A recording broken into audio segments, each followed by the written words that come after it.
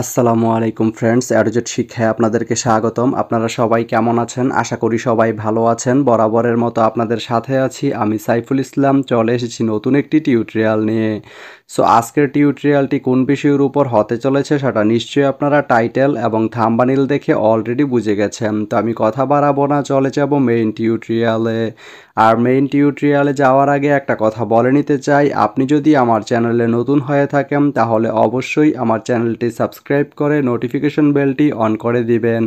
আর যারা already subscribe করে রেখেছেন তাদেরকে অনেক অনেক ধন্যবাদ। যারা আমার এই ভিডিওটি ফেসবুক থেকে দেখছেন তারা আমার পেজটি ফলো করে সাথেই থাকবেন।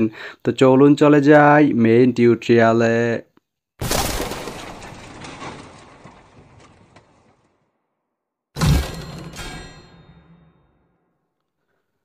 তো বন্ধুরা, আজকে আমরা জানবো আপনি মাইজগাঁও থেকে ভৈরব যেতে কোন কোন ট্রেন রয়েছে, সেই ট্রেনগুলো ছাড়ার নতুন সময়সূচি, ভাড়ার তালিকা, বন্ধের দিন এবং গিয়ে পৌঁছতে কতক্ষণ সময় লাগবে বিস্তারিত।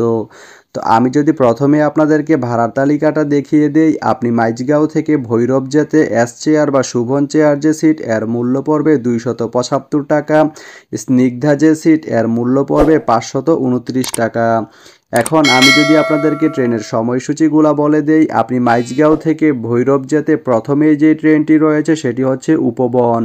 উপবন ট্রেনটি মাইজগাঁও থেকে ছাড়বে রাত 12টা 11 মিনিটে এবং এটি ভৈরব গিয়ে পৌঁছবে ভোর 4টা 3 মিনিটে। সোমবারের দিন এই ট্রেনটি বন্ধ থাকে।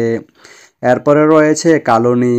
কালনী ট্রেনটি মাইজগাঁও থেকে ছাড়বে সকাল 6টা 57 মিনিটে এবং এটি ভৈরব গিয়ে পৌঁছবে সকাল 11টা 10 মিনিটে। শুক্রবারের দিন এই ট্রেনটি বন্ধ থাকে।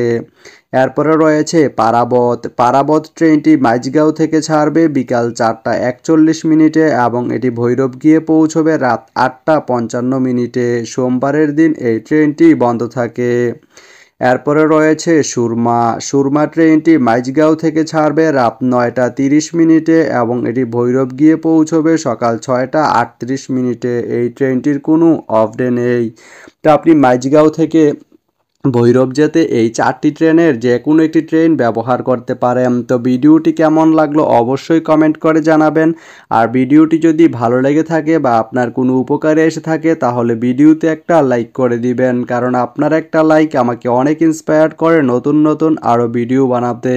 তো ধন্যবাদ সবাইকে ভিডিওটি এতক্ষণ ধৈর্য ধরে দেখার জন্য। ভালো থাকবেন, সুস্থ থাকবেন, অ্যাডোজেট শিক্ষার সঙ্গেই থাকবেন।